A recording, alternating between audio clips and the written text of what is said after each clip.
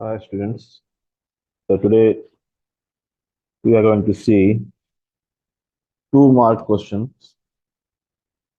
from SSLC 10th Standard Mathematics 2023-24 March April paper of Karnataka State Syllabus. So let's begin. This is question number 17. Prove that 3 plus root 2 is an irrational number. Prove that 3 plus root 2 is an irrational number. So we have to prove that 3 plus root 2 is an irrational number.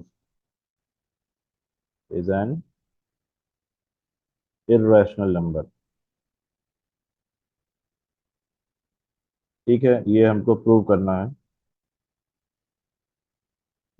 Now first of all आपको ये मालूम होना चाहिए कि जो root वाले numbers होते हैं सिंप्लीफाइड फॉर्म में, ये एडिशनल इंफॉर्मेशन है आपको. जो रूट वाले नंबर्स होते हैं जैसे √2, √3, √5, √7, √9, सॉरी √11, ओके, √13, √15, √14 भी, ये सारे नंबर जो हैं वो इर्रेशनल नंबर्स होते हैं क्योंकि इनका रूट सॉल्व नहीं हुआ है. सिंप्लीफाइड फॉर्म में भी ये नंबर्स इर्रेशनल नंबर्स हैं, रूट के अंदर ही हैं. हाँ, अगर मान लीजिए √4 है या √9 है या √16 है या √25 है, इन सबके वैल्यूज, √4 का वैल्यू 2 होता है, √9 का वैल्यू 3 होता है, √16 का वैल्यू 4 होता है, √25 का वैल्यू 5 होता है. तो सिंप्लीफाइड फॉर्म में ये आपको रैशनल नंबर दे रहा है. रैशनल नंबर मतलब number which is in the form of p by Q. वो नंबर जो p बाई क्यू के फॉर्म में होता है, where q is not equal to zero, जिसका डिनोमिनेटर जीरो के बराबर नहीं होता है. और इसके आगे फर्दर हम इंफॉर्मेशन डाल सकते हैं कि p एंड q आर को प्राइम नंबर्स. को प्राइम नंबर्स मतलब वो आपस में एक दूसरे के फैक्टर्स नहीं है. जैसे फॉर एग्जांपल मैं लिखता हूँ 4/5. ठीक, ये 4/5 आगे आप इसको और काट नहीं सकते, इसलिए 4/5 एक रैशनल नंबर है. अगर मैं लिखता हूँ 45/50, तो ये अभी और कटेगा, है नहीं. ये कटेगा, 5 9 ज़ा 45, 5 10 ज़ा 50. तो मैं बोल सकता हूँ कि 9/10 क्या है, एक रैशनल नंबर है. तो ये p बाई क्यू के फॉर्म में है, where q is not equal to zero. 9/10 is in the form of p by Q, where 10 is not equal to zero. तो तीन केस होते हैं. एक तो p बाई क्यू के फॉर्म में रहना चाहिए, दूसरा q not equal to zero होना चाहिए, तीसरा p and q should be coprime, मतलब आपस में, और ये कटेगा नहीं. लास्ट जैसे 4/5 और आप उसको काट नहीं सकते, है ना. तो ऐसे नंबर्स को हम बोलते हैं रैशनल नंबर. तो अगर रूट में कोई भी नंबर आता है और वो सिंप्लीफाइड फॉर्म में रूट में ही रहता है, तो हम उनको बोलते हैं those are irrational numbers. Okay. Irrational number का बेसिक डेफिनेशन क्या है कि दो the numbers which are non terminating and non repeating, जिनका वैल्यू नॉन टर्मिनेटिंग हो, कभी खत्म ना हो, और नॉन रिपीटिंग हो, मतलब वैल्यूज चेंज होते रहें हमेशा. जैसे आप कोई नंबर डिवाइड करते हैं, जैसे 1/3, जैसे 4/5 ही ले लो, तो 4 अदर ले लिए, 5 बाहर ले लिए, तो 0.05 8 ज़ा 40, रिमाइंडर जीरो आ गया, है नहीं. तो ये क्या है, रैशनल नंबर है क्योंकि आपको 0.8 टर्मिनेटिंग डेसिमल मिला. ऐसे 1/3 ले लेंगे तो उसमें नॉन टर्मिनेटिंग आता है लेकिन रिपीटिंग होता है, 0.333333 आता है अगर आप 1/3 को डिवाइड करेंगे. तो रिमाइंडर या तो जो क्वोशंट है ये नॉन टर्मिनेटिंग रिपीटिंग हो, या टर्मिनेटिंग डेसिमल हो, तब भी बोल सकते हैं कि वो रैशनल नंबर है. लेकिन ये जो नंबर होते हैं इरेशनल नंबर, ये होते हैं नॉन टर्मिनेटिंग, नॉन टर्मिनेटिंग और नॉन रिपीटिंग. रिपीट भी नहीं होते, कुछ भी वैल्यूज आएगा. जैसे कोई भी रैशनल नंबर होगा, इसका वैल्यू आएगा 1.732415689253 4 dot dot dot something different, कुछ भी आएगा। तो ये सारे नंबर्स इर्रेशनल नंबर होते हैं। ठीक, तो ये तो हो गया इसके बारे में छोटा सा इंफॉर्मेशन। तो हमको ध्यान में रखना इस क्वेश्चन के लिए कि जो भी रूट में नंबर आएगा और वो सिंप्लीफाइड फॉर्म में रूट में ही रहेगा, वो इर्रेशनल नंबर है। ठीक है, तो हम इसको शुरू करते हैं ऐसे क्वेश्चन सॉल्यूशन।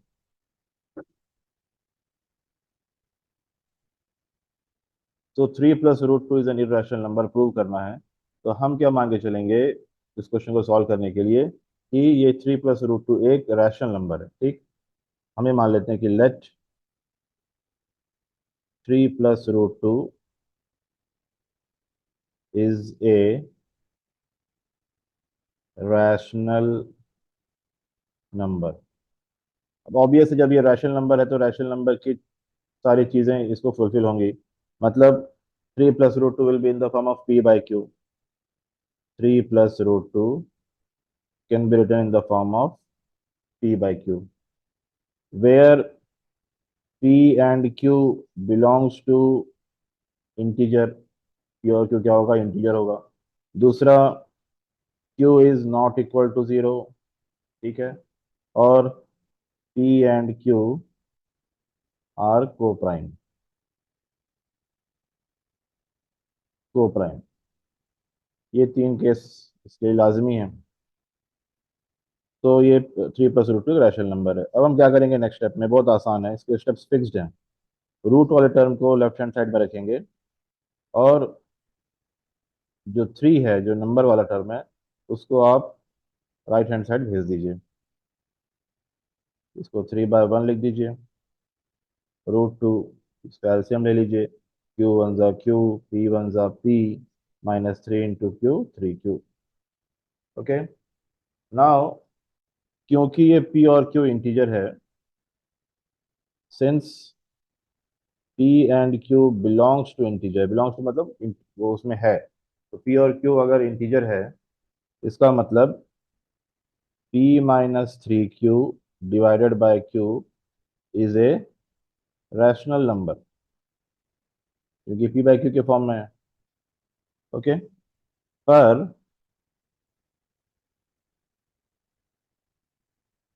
पर हम देख सकते हैं यहाँ पर, अगर ये रैशनल है, ऑब्वियस है ये रैशनल नंबर के ही बराबर होना चाहिए, पर ये किसके बराबर है, एक इर्रेशनल नंबर के बराबर है। तो कभी भी रैशनल नंबर एक इर्रेशनल नंबर के बराबर नहीं हो सकता है।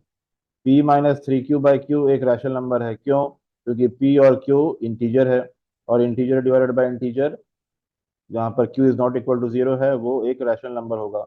अब जब ये p-3q/q ये टर्म, अगर हम इसको बोलते हैं रैशनल नंबर, तो ऑब्वियस है ये एक रैशनल नंबर के बराबर ही होगा। इसका वैल्यू दे रखा है √2, that is equal to what, that is equals to √2। But as we know from the basic definition that √2 is irrational number. So what you will write here? But √2 is an irrational number,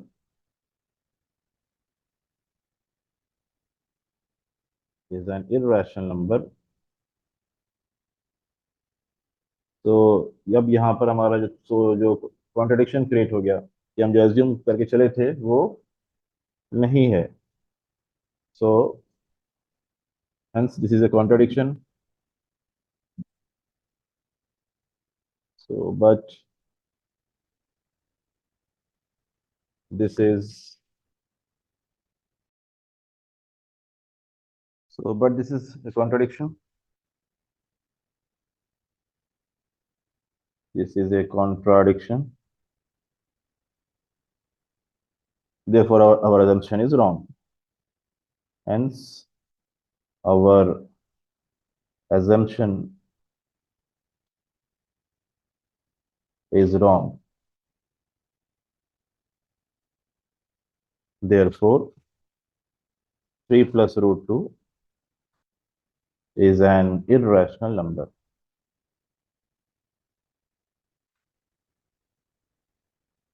okay, now next question.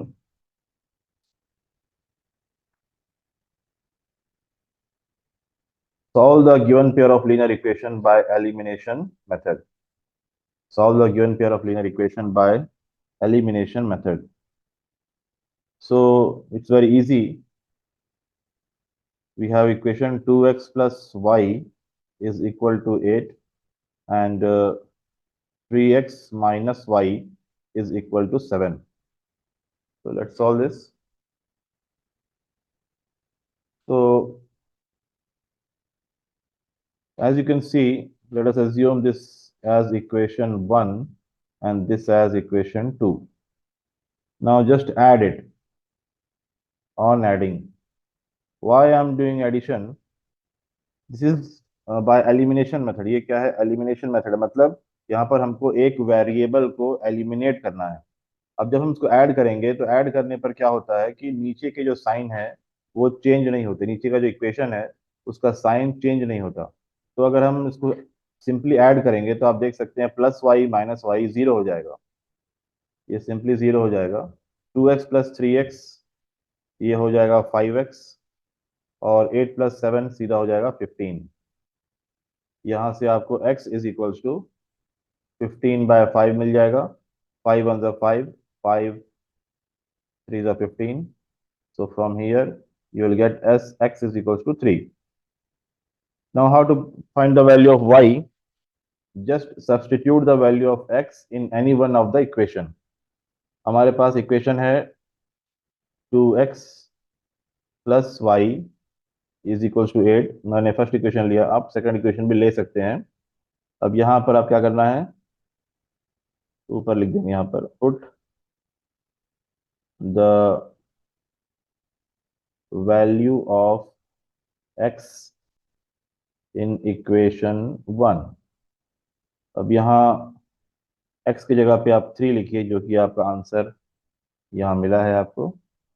Okay, plus y is equals to 8. 2 3 6 plus y is equals to 8 और y is equals to 8 minus 6, y is equals to 2. तो hence आपको दोनों answer मिल गए. x is equals to 3 and y equal to 2. Okay, let's proceed to the next question.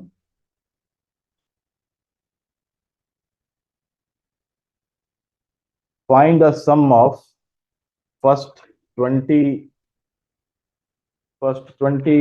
terms of an arithmetic progression 1, 5, 9 using formula. To find the sum of first 20 terms. Sum निकालना है first 20 terms का of the arithmetic progression. दे रखा है 1, 5, 9 using formula. So question number क्या है ये? 19. Question number 19. हमारे पास एपी है 1, 5, 9 dot dot dot dot up to how many terms. कितने टर्म तक निकालना है हमको क्वेश्चन में? Sum of first 20 terms up to 20 terms.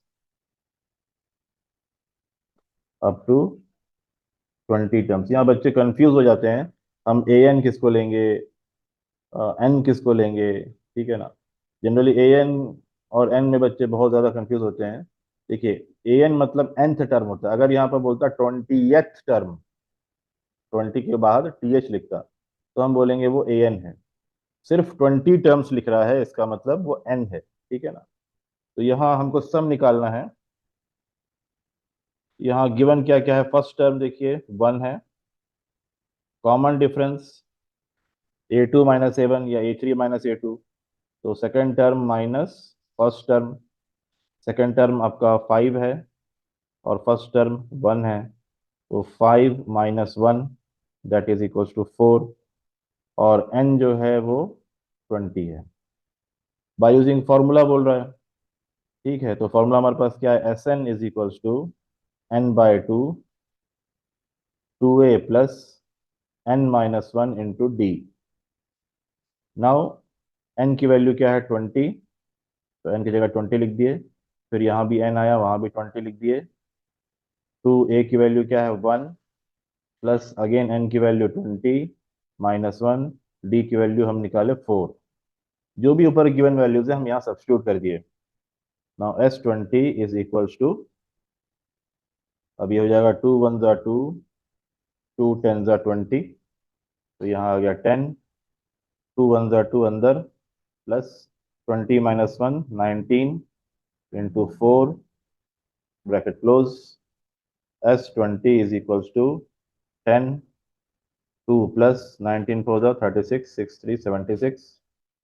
Okay, तो S20 will be 10 into 76 plus 2 78, और आंसर आ गया आपको 780। बहुत आसान सिंपल फॉर्मूला आना चाहिए, ये फॉर्मूला आना चाहिए और गिवन मालूम होना चाहिए, आप इजीली क्वेश्चन को सॉल्व कर सकते हैं, कोई बड़ी बात नहीं है। ओके, चलिए आगे बढ़ते हैं। नेक्स्ट क्वेश्चन है, find the root of the quadratic equation 2x² -3x -1 equal to 0 using quadratic formula. तो 2x² -3x -1 इक्वल टू 0, ये हमारे पास क्वाड्रेटिक इक्वेशन दे रखा है। 2x² -3x -1 इक्वल टू 0, और हमको इसको सॉल्व करना है बाय यूजिंग क्वाड्रेटिक फॉर्मूला। तो क्वाड्रेटिक फॉर्मूला को सॉल्व, हमारे पास फॉर्मूला क्या है? फॉर्मूला है हमारे पास x is equal to -b plus and minus square root of b² -4ac divided by 2a। तो ये ए बी सी तीन देखिए, आप नया नया मिल रहा है ए बी सी। तो हम कैसे मालूम करेंगे ए बी सी की वैल्यू? तो हम क्या करेंगे, इसको हम जनरल इक्वेशन से कंपेयर करेंगे। तो हम लिखेंगे यहाँ पर on comparing with A X square plus B X plus C equal to 0। ये जनरल फॉर्म है क्वाड्रेटिक इक्वेशन का, जिसको हम एडफेक्टेड फॉर्म भी बोलते हैं। अब यहाँ देखिए, थोड़ा सा कलर चेंज कर लेंगे ताकि आपको ये सही तरीके से विजुलाइज हो सके। एक्स स्क्वायर का कोफिशियंट यहाँ पर ए है, ओके, और यहाँ पर एक्स स्क्वायर का कोफिशियंट 2 है।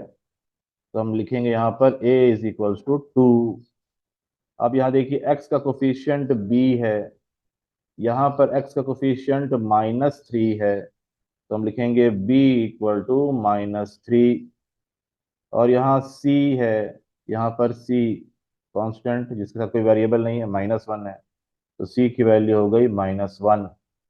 हमारे पास फॉर्मूला है x is equals to -b plus minus square root of b² -4ac divided by 2a। ये फॉर्मूला है हमारे पास, मेन फॉर्मूला। अब इसमें हम क्या करेंगे, जो ऊपर के गिवन वैल्यूज हैं उसको सब्स्टिट्यूट करेंगे। तो सब्स्टिट्यूट करने के लिए कुछ भी करना नहीं है, बहुत आसान रहता। तो x is equals to minus, फॉर्मूले में देखिए माइनस है, आप आंख बंद करके माइनस लिख देंगे, आंख बंद करके माइनस लिखा जा सकता है। ओके, बी की वैल्यू क्या है? बी की वैल्यू है -3। तो बी की जगह पे आप लिखेंगे -3, इसको आप लिखेंगे ब्रैकेट में, प्लस और माइनस फॉर्मूले में है, रूट फॉर्मूले में है। बी की वैल्यू -3 है, उसका आप स्क्वायर कर देंगे, ठीक है, -4। ए की वैल्यू क्या है, देखो यहाँ पर 2 है, तो आप ए की जगह 2 लिख देंगे। और सी की जगह क्या है, सी की वैल्यू -1 है, तो सी की जगह आप -1 लिख देंगे, डिवाइडेड बाय 2a। ए की वैल्यू क्या है, 2 है। Now x is equals to, अब ये माइनस और -3 मल्टीप्लाई हो जाएगा, माइनस इंटू माइनस प्लस, +3 लिखिए या सिर्फ 3 लिखिए, plus and minus square root of -3 का स्क्वायर। देखिए, -3 का स्क्वायर मतलब -3 इंटू -3, तो माइनस इंटू माइनस प्लस, 3 3 ज़ा 9, तो ये हो जाएगा 9। अब यहाँ पर भी दो माइनस है, एक -4 के साथ माइनस है और एक -1 के साथ माइनस है। ये एक -4 के साथ माइनस है और -1 के साथ माइनस, दोनों मल्टीप्लाई हो जाएगा। माइनस इंटू माइनस प्लस, 4 2 ज़ा 8, फिर 8 1 ज़ा 8। साइन को तो पहले हम कर दिए सॉल्व, डिवाइडेड बाय 2 2 ज़ा नीचे 4। Now x is equals to 3 plus and minus 9 plus 8 17 by 4।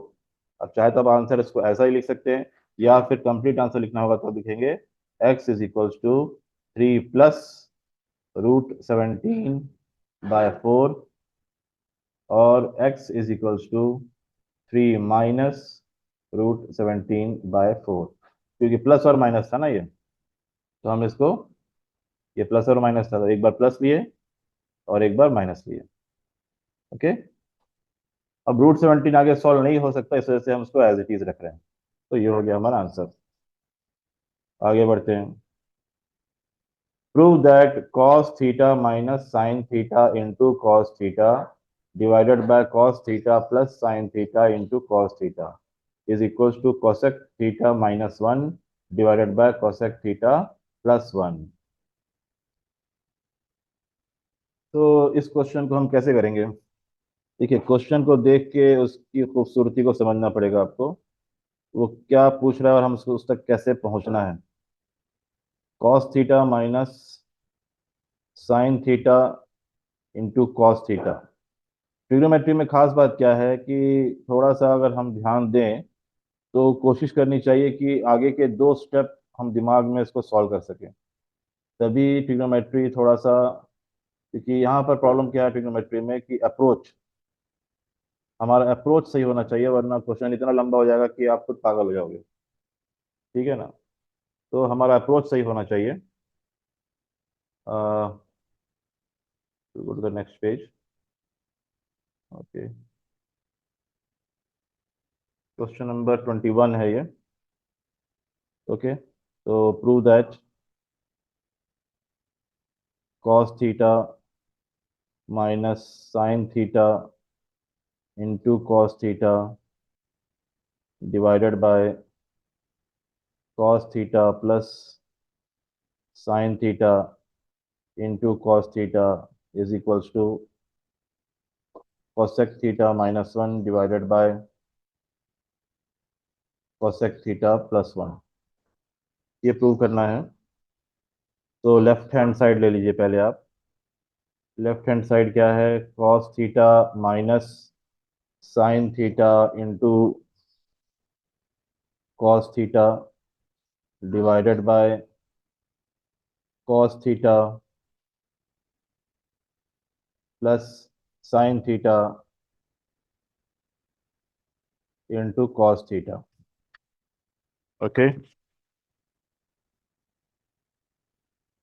Now आप देखिए यहाँ पर, अगर मैं न्यूमरेटर एंड डिनोमिनेटर में साइन थीटा कॉस थीटा को डिवाइड कर लूँ, न्यूमरेटर में भी साइन थीटा कॉस थीटा को डिवाइड करूँ और डिनोमिनेटर में भी साइन थीटा कॉस थीटा को डिवाइड कर दूँ, तो ऊपर एक साइन थीटा कॉस थीटा चला जाएगा, तो वो एक तरीका है। एक ट्रिग्नोमेट्री के प्रॉब्लम को सॉल्व करने के बहुत सारे तरीके होते हैं, ठीक है ना? तो मैं एक दो तरीके से बताऊंगा, कोशिश करूंगा। तो चलिए पहले हम क्या करते हैं, dividing numerator and denominator by sin theta cos theta. तो cos theta minus sign theta cos theta by sin theta cos theta whole divided by cos theta plus sign theta cos theta whole divided by sin theta cos theta. मैंने क्या किया, numerator में भी sin theta cos theta को divide कर दिया, denominator में भी साइन थीटा कॉस थीटा को डिवाइड कर दिया। अब हम क्या करेंगे, इसको वी शेप में स्प्लिट करेंगे, मतलब cos theta by this and sign theta cos theta by this. ठीक है, इस तरीके से इसको स्प्लिट कर देंगे, नीचे भी अलग अलग। ये कैसे कर रहा हूँ मैं, जैसे इसकी मिसाल ऐसी है कि अगर मान लो मैं 1/2 प्लस 5/2 करता हूँ तो क्या आंसर आता है इसका, 1 + 5/2 है ना। इसको मैं ऐसा स्प्लिट किया तो वापस मुझे क्या मिलेगा, 1/2 प्लस 5/2, ये वापस। तो वैसे ही अभी ये इस फॉर्म में है, ये जो चीज़ है ये इस फॉर्म में है। मैं इसको इसको इस फॉर्म में लेकर आऊंगा। ठीक है, तो देखिए, cos theta divided by sin theta into cos theta minus sign theta cos theta divided by sin theta into cos theta, ये ऊपर का हो गया। ऐसे ही होल डिवाइडेड बाय, अब नीचे का denominator cos theta divided by sin theta into cos theta plus sign theta into cos theta by sin theta into cos theta. अब यहाँ जो जो कैंसिल होता है हम उसको कैंसिल करेंगे। ठीक है, क्या क्या कैंसिल हो रहा है हम देखेंगे। तो देखिए, ये cos थीटा और ये cos थीटा चला जाएगा, साइन थीटा गया, cos थीटा गया, यहाँ से cos थीटा गया, साइन थीटा cos थीटा गया, साइन थीटा cos थीटा गया। क्या बच गया, क्या बच गया भाई, यहाँ वन ज़ा है, ठीक है ना, यहाँ भी वन ज़ा है, यहाँ भी वन ज़ा से कैंसिल हो गया। तो क्या बचा देखिए, 1/sin थीटा बचा यहाँ पर। 1/sin थीटा क्या होता है, 1/sin थीटा होता है cosec थीटा माइनस, यहाँ कुछ नहीं बचा, nothing is left here, only one, तो वन लिख देंगे, डिवाइडेड बाय, यहाँ देखिए 1/sin थीटा बचा सिर्फ। 1/sin थीटा क्या होता है, cosec थीटा प्लस, यहाँ कुछ नहीं बचा सिर्फ वन के अलावा, तो one, that is equals to our right hand side, hence proved. ये एक तरीका है जिससे हम कर सकते हैं। ओके, इसको दूसरे तरीके से भी कर सकते हैं, वो भी बताता हूँ मैं, अगर दिमाग में ये ना आए तो खुद सो अब जो बताने जा रहा हूँ वो आ जाएगा। तो इनका कलर चेंज कर लेंगे। ओके, देखिए अब हमारे पास क्वेश्चन तो है वही सेम। इस क्वेश्चन में मैं क्या कर रहा हूँ, लेफ्ट हैंड साइड ले रहा हूँ फिर से। लेफ्ट हैंड साइड क्या है हमारे पास, cos theta minus sine theta cos theta divided by cos theta plus sign theta into cos theta. अब यहाँ देखिए, यहाँ पर भी cos थीटा है, यहाँ पर भी cos थीटा है, कॉमन ले सकता हूँ मैं। नीचे भी ऐसे ही, यहाँ पर भी cos थीटा है, यहाँ पर भी cos थीटा है, कॉमन ले सकता हूँ मैं। तो cos थीटा कॉमन ले लिया ऊपर न्यूमरेटर में, तो cos थीटा यहाँ से निकालने से यहाँ बच गया वन, माइनस यहाँ से cos थीटा निकालने से ये cos थीटा बाहर आया, बच गया क्या, साइन थीटा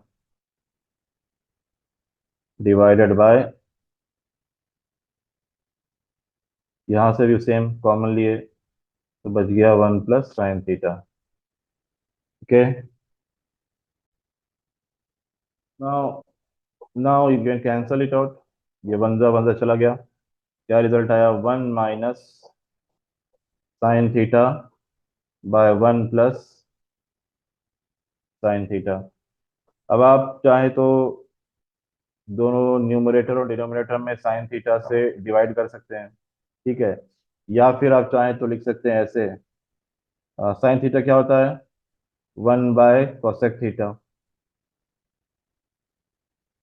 तो उसकी जगह 1/cosec थीटा लिख लीजिए, ऐसा भी कर सकते हैं आप उसको। ये आसान तरीका था कि dividing numerator denominator by sin theta, सीधा आंसर आता था। यार ऐसा भी कर सकते हैं आप। अब यहाँ ऊपर नीचे एलसीएम ले लीजिए, तो अगर मैं ऊपर एलसीएम लूंगा तो 1 इंटू कॉसेक थीटा आएगा। कॉसेक थीटा, वन जा cosec theta, minus one one जा वन, होल डिवाइडेड बाय फिर वन और कॉसेक थीटा मल्टीप्लाई कर दीजिए। कॉसेक थीटा, फिर ये क्रॉस मल्टीप्लाई जैसा, कॉसेक थीटा प्लस वन, तो ये चला जाएगा, आपको रिजल्ट मिलेगा cosec theta minus one by cosec theta plus one. ऐसे भी कर सकते हैं। ठीक है, नाक पकड़ में आनी चाहिए चाहे कैसे भी आए, कोशिश करना है कि जल्दी पकड़ में आ जाए। ओके, और भी एक और तरीका बताता हूँ मैं। जैसे यहाँ से, स्क्रीन बार बार हिल रहा है। नाउ डिवाइडिंग, यहाँ से दूसरा तरीका, वन मोर, यहाँ से हम चेंज कर देते हैं, dividing numerator and denominator by sin theta. Numerator denominator divide करो साइन थीटा से, तो ये क्या हो जाएगा, one by sin theta minus sine theta by, एक एक टर्म को साइन थीटा से डिवाइड कर दिया, नीचे भी one by sin theta plus sine theta by sin theta.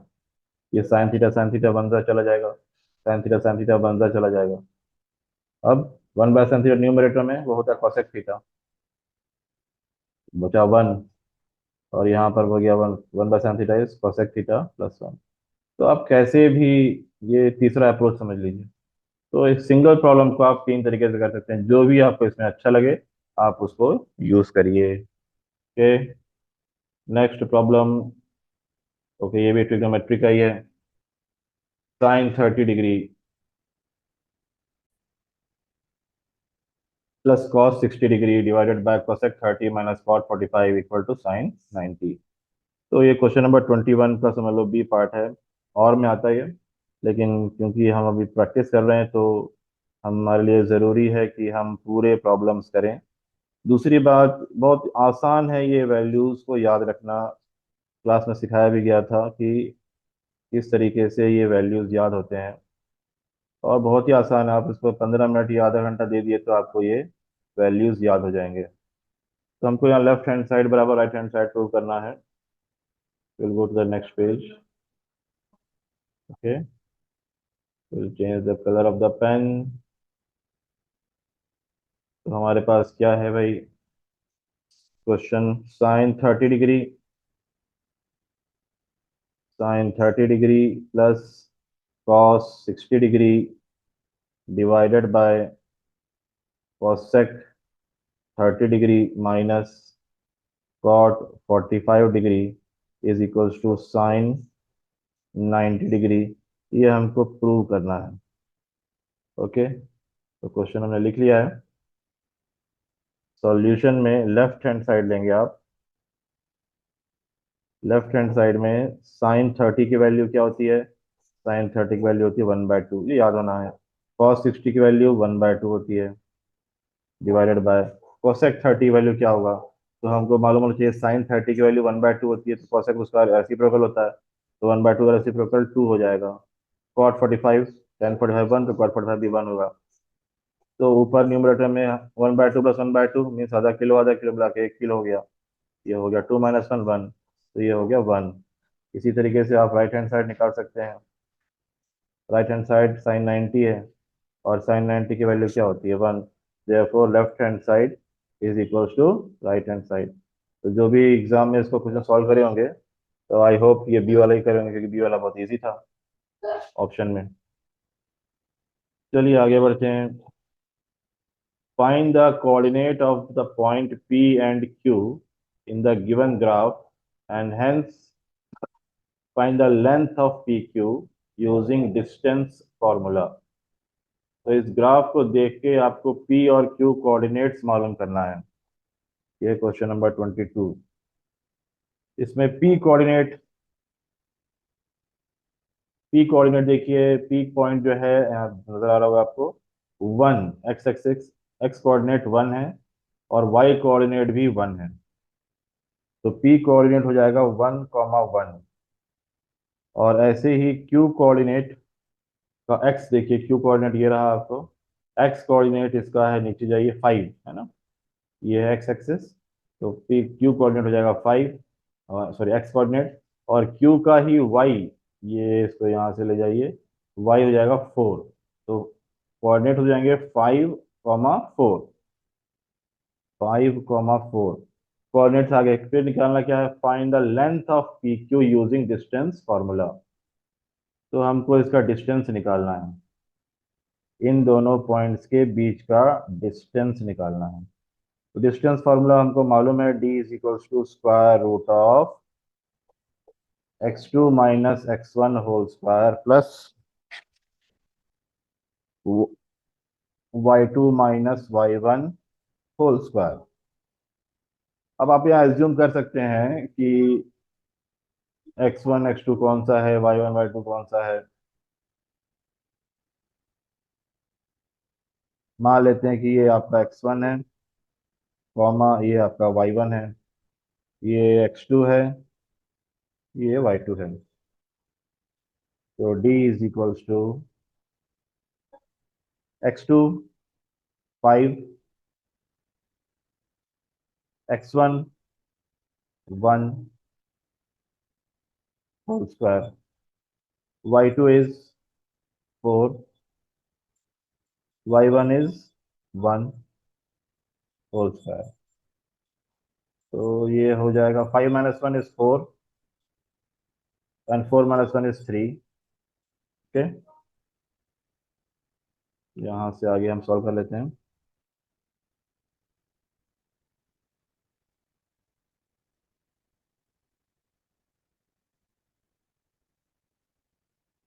Okay, तो हमारे पास है 4 स्क्वायर प्लस 3 स्क्वायर के, तो d is equals to, what is 4 square 16 and 3 square is 9, you will get 25, और 25 means 5 square, square root square cancel, तो आपको मिलेगा d is equal to 5। So distance between two points p and q, distance between p and q is 5 units. Okay, now let's proceed to the next question। वो सब लोग follow कर रहे होंगे। और में है क्वेश्चन, ये क्वेश्चन नंबर 21 22 का दूसरा पार्ट, बी मान लेते हैं इसको। Find the coordinate of the point which divides the line segment joining the point 4, -3 and 8, 5 in the ratio 3:1 internally.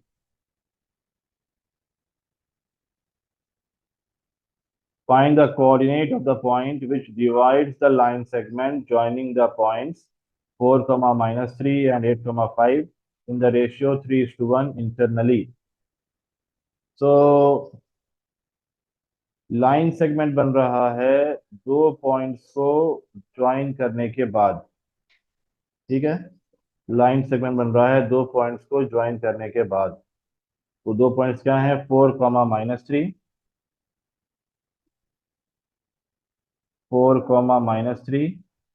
और 8, 5, ये दो पॉइंट हैं, और रेशियो है 3:1। Find the coordinate of the point which divides the line segment, उस point, वो point का coordinate निकालिए जो इस लाइन सेगमेंट को 3:1 में डिवाइड कर रहा है। मतलब क्या है कि हमारे पास एक लाइन सेगमेंट है जिसका एक सिरे का कोऑर्डिनेट 4, -3 है, दूसरे सिरे का कोऑर्डिनेट 8, 5 है, और कहीं पर एक पॉइंट P है मान लीजिए। ये पॉइंट P क्या कर रहा है, ये लाइन सेगमेंट को 3:1 में डिवाइड कर रहा है। लाइन सेगमेंट ए बी है मान लेते हैं, तो ये पॉइंट P 3:1 में इस लाइन सेगमेंट को डिवाइड कर रहा है। तो हमसे पूछा जा रहा है कि ये पॉइंट P का कोऑर्डिनेट निकालिए। क्वेश्चन फिर से देखिए, find the coordinate of the point P which divides the line segment A 4, -3 and B 8, 5 in the ratio 3:1 internally. तो ये एक्चुअल क्या है, ये सेक्शन फार्मूले का क्वेश्चन है।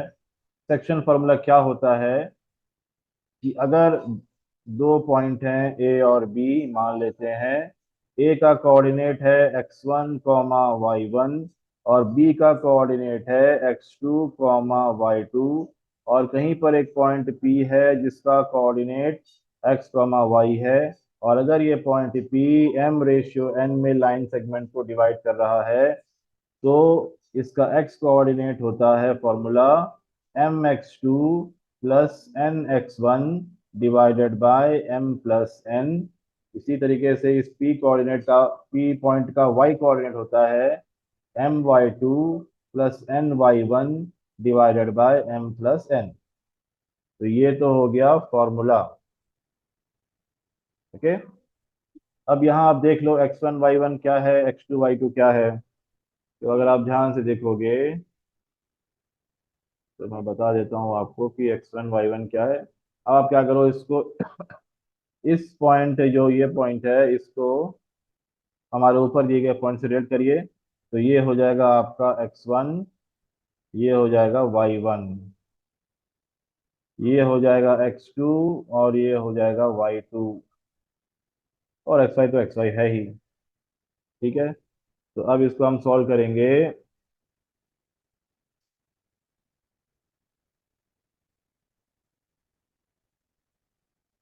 x कोऑर्डिनेट m, m देखिए 3, x2, x2 8 है, प्लस n 1 है, x1 देखिए ऊपर 4 है, divided by m plus n, m is 3, n is 1। ऐसे ही y is equals to my2, फॉर्मूले में my2, m इज 3, y2 फॉर्मूले ऊपर गिवन है, y2 का कोऑर्डिनेट देखिए 5, plus n means 1, y1 minus 3 ऊपर, divide by m plus n 1, 3 plus 1। तो यहाँ से x is equals to 3 at the 24, plus 4 1 the 4, divide by 3 plus 1 is 4, y is equals to 5 3 the 15, 1 into minus 3 by 4, x is equals to 28 by 4, और y is equals to 12 by 4। Cut हो जाएगा, 4 1 the 4, 4 7 the 28, 4 1 the 4, 4 3 the 12। तो आपको आया x equal to 7 and y is equals to 3।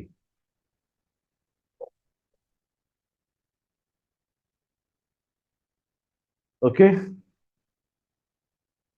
Next हम आगे बढ़ेंगे।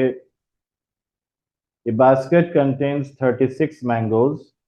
One fourth of them are rotten and others are good. If one mango is drawn at random from the basket, then find the probability of getting a good mango.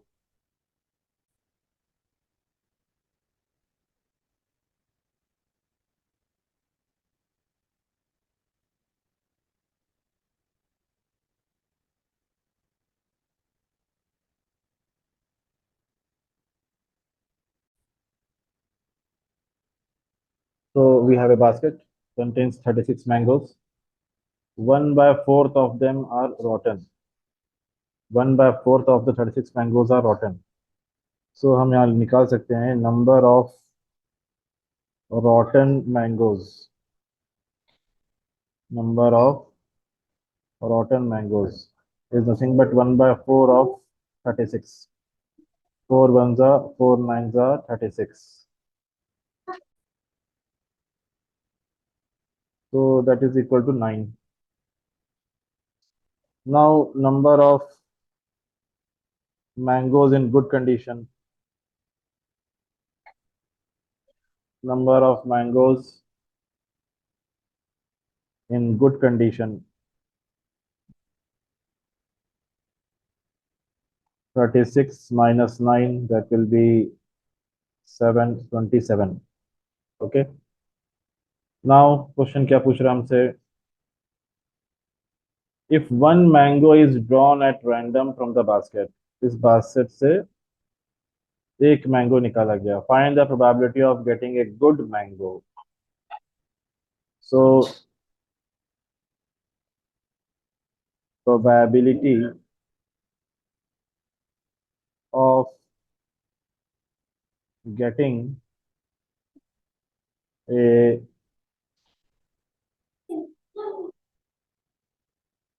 Good mango, वो क्या होगा? हमको मालूम है formula, number of possible outcome by total number of outcome. तो 27 यहाँ पर हमारे पास गुड मैंगोज हैं। ये है हमारे पास पॉसिबल आउटकम्स, और टोटल आउटकम्स 36 मैंगोज हैं। जब हम निकालेंगे मैंगोज तो हो सकता है कि बैड मैंगो भी आएगा और गुड मैंगो भी आ सकता है, लेकिन जो पॉसिबल आउटकम्स है वो क्या है? 27, जो गुड कंडीशन में है। So it will become 27 divided by 36. Possible outcomes by total number of outcomes. Yeah, favorable outcomes, you can say number of favorable outcomes by total number of outcomes. So 9 threes are 27 and 9 fours are 36. Answer will be 3 by 4.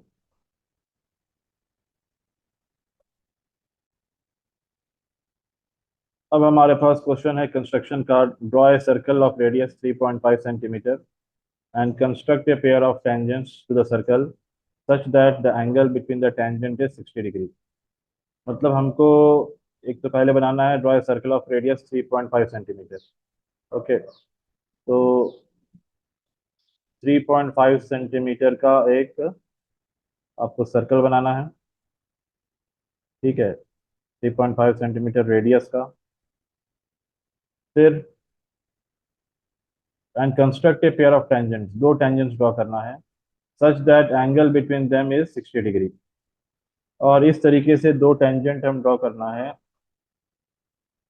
कि इनके बीच का angle 60 degree आए। Okay, तो इसके लिए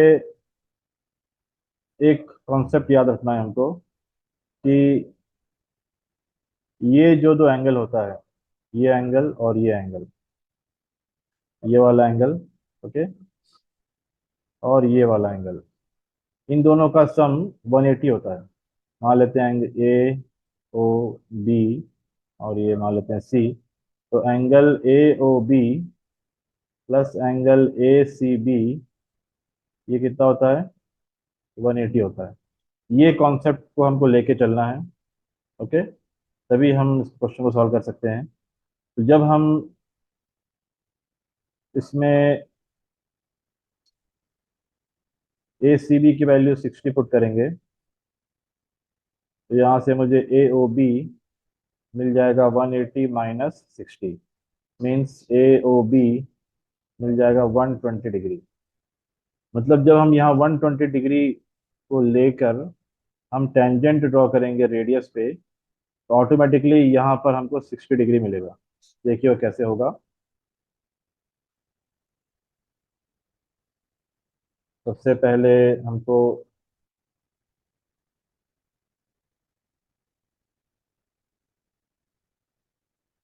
ruler लेना है। ठीक है, रूलर लेके 3.5 सेंटीमीटर का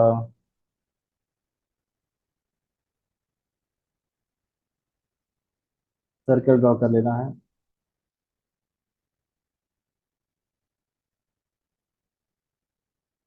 ओके, आप यहाँ पर हम सर्कल ड्रॉ कर लेंगे।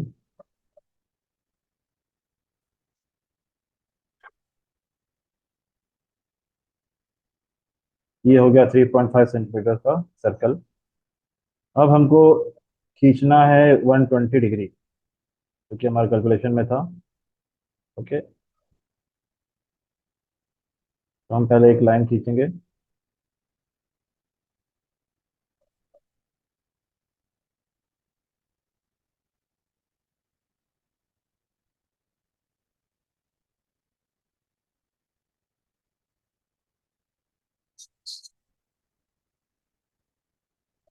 ये हो गया हमारा एक लाइन। अब यहाँ से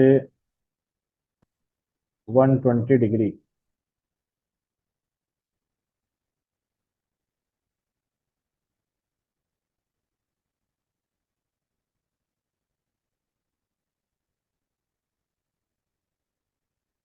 120 डिग्री देखिए, यहाँ से 0 10 20 30 40 50 60, ऐसा करते करते यहाँ पर आपको आ रहा है 120 डिग्री।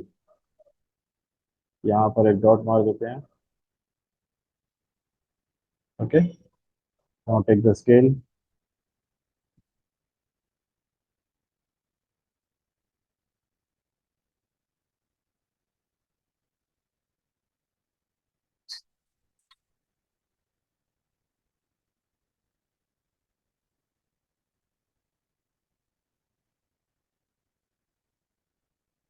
यहाँ से हम,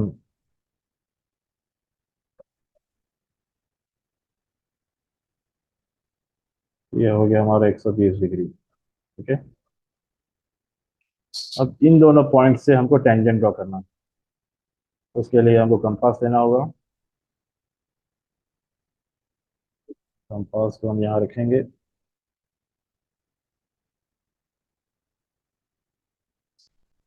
नाउ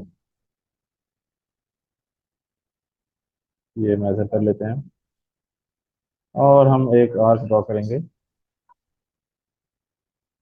इस तरीके से। ठीक है? फिर इसको उठा के बिना चेंज करे यहाँ रखेंगे तो सेम आएगा। यहाँ रखिए और यहाँ पर कट करना है और फिर यहाँ थोड़ा लंबा आर्क बना दीजिए। आइडिया नहीं है कि कहाँ कट होगा। फिर यहाँ पर इसको ले जाइए।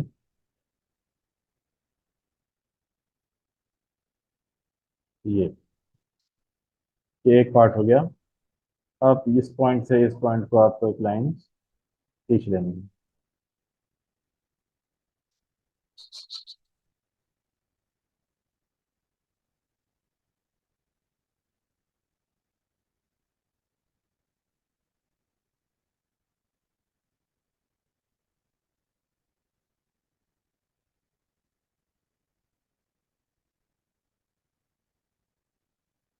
ये हो गया आपका टेंजेंट।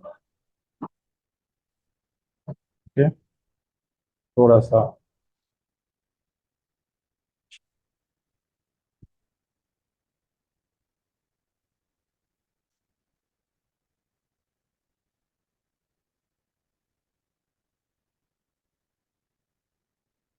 सेम ऐसे ही हमको यहाँ भी बनाना होगा।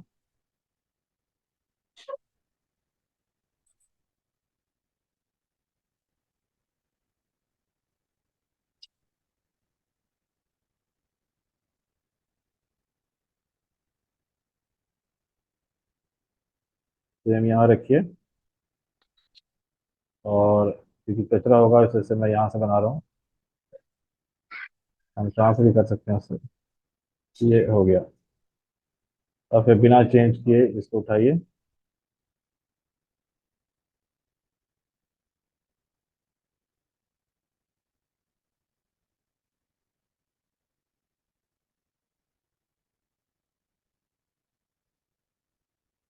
और इसे यहाँ कट करना है और यहाँ पर कट करिएगा और इसे उठाइए। प्रॉब्लम आ रही है।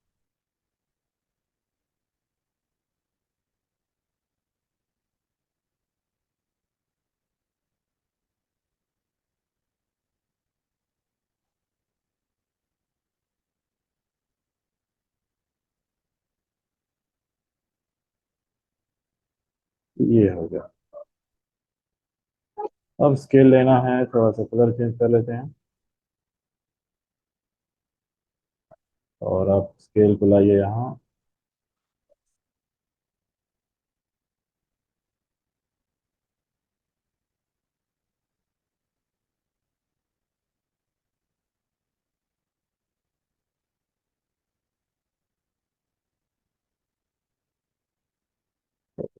करवाओ।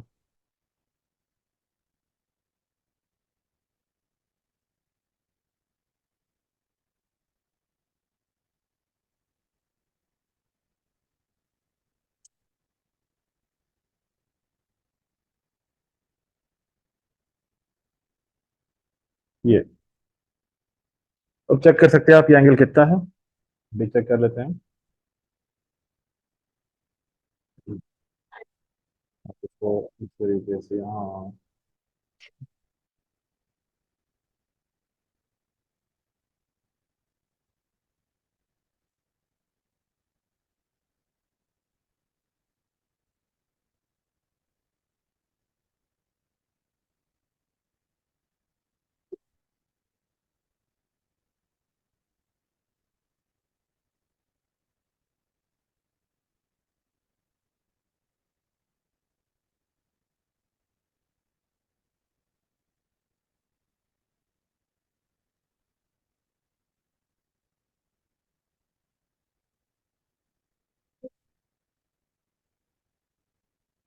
ये देखिए, ये एग्जैक्ट 60 डिग्री आ गया, 60 डिग्री।